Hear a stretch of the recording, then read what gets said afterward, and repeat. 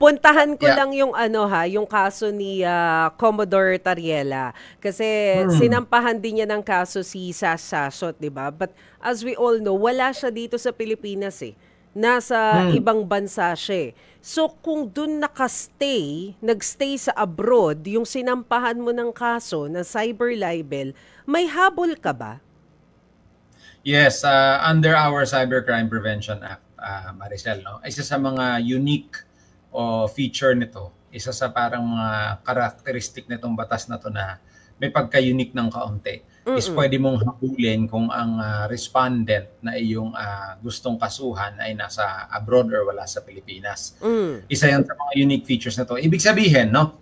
Ibig sabihin, Maricel, ang normal kasi na ang ordinary crime, no? Ordinary libel o yung mga iba pa nating batas kriminal, normally territorial yan. Ibig sabihin, yan ay nagagawa mo lamang sa loob ng teritoryo ng Republika ng Pilipinas. Kung Mm. ikaw ay may ginawang ibang, kung may ginawa kang krimen, no? Halimbawa, ikaw ay nanakit ng tao, nagnakaw, pumatay sa ibang bansa, hindi nag-a-apply ang mga batas ng Pilipinas sa iyo.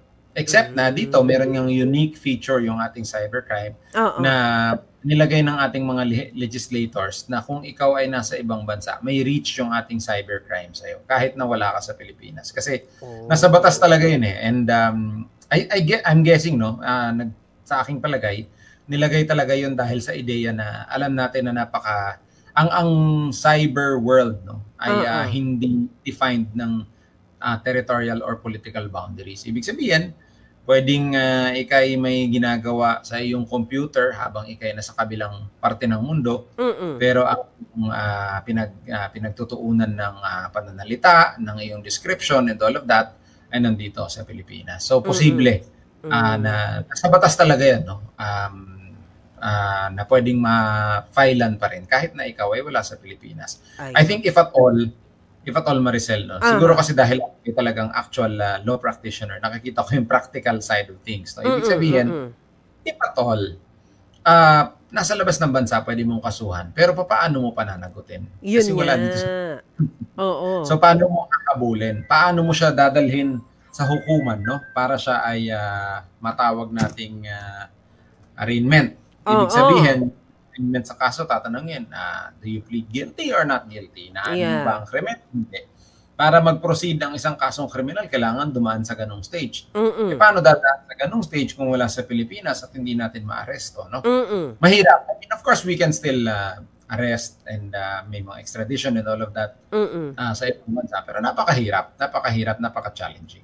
Hindi Oo. impossible, but napaka-challenging. Yun siguro yung isang part ng sa akin, no, ng practical side ng filing cyber libel para sa isang taong wala sa Pilipinas. It will be a little bit, or not a little bit, quite difficult para ma-enforce natin yung ating mga batas kriminal sa libel, sa taong wala sa Pilipinas. So I wonder kung meron na bang nangyari before, attorney, na nasampahan ng cyber libel case na nasa abroad na napuwersang bumalik sa Pilipinas because of the case, or wala ka pang naalala in the recent history? To my knowledge, no, maaaring nagkakamali ako, Maricel, no, pero ako Mm. personal mismo, wala akong alam na ganung kaso na napilitang umuwi, no, dahil na-file ng cyber libel or siya ay in-extradite, pabalik dito sa Pilipinas. So, wala akong ma-recall na ganung karanasan ko sa pangsarili Aha. sa mga napakating kaso, at wala rin akong alam na ganung kaso sa iba. Maaaring meron pero hindi lang ako pamilyar. As far as I know, parang wala pa. Oo. Pero bakit kaya? Dahil ba yun sa, I mean, hindi ganun kabigat yung kaso ng cyber libel as compared dun sa ibang mga kaso na, of course, alam natin may mga napapauwi kapag mabigat yung kaso eh, di ba? Yes. Yes. Dalawa yan, Maricel, no? Number one, tama yung sinabi mo, siguro sa bigat ng kaso, sa nature ng Oo. kaso. Maaaring, kasi syempre, ang pagsasapumilit pa umuwi dito sa Pilipinas, Maricel, is Mm. nagre-require ng resources at ng oras ng ating gobyerno. Ang Mm. dami na nating concern sa Yes, buhay, no? So, yes.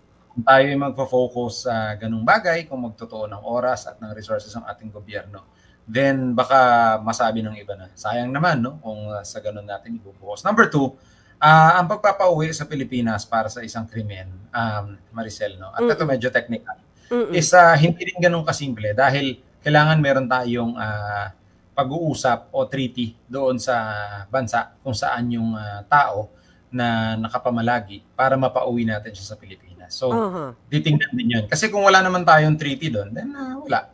Walang mangyayaring ganun, no? I'll give you a classic example, no? Para sa inyo.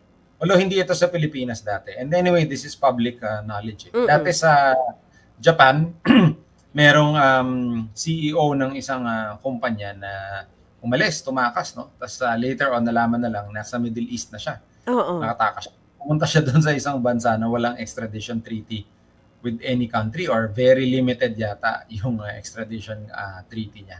So parang hindi na siya mahabol. So nandun na siya. Siyempre, hindi na pwede lumabas, no? But parang ganon. So importante na balik sa ating sitwasyon, hindi rin ganun kadali na sabihin natin, papauwi natin yan kasi na-file na natin ang kaso. It's possible, pero very difficult, both on a practical sense and in a legal sense also. Kasi we have to make sure, kailangan siguraduhin natin na tayo may pakikipag-ugnayan, usapan o treaty na tinatawag, no, doon sa bansa kung saan yung tao na yun para mapauwi natin siya dito sa Pilipinas.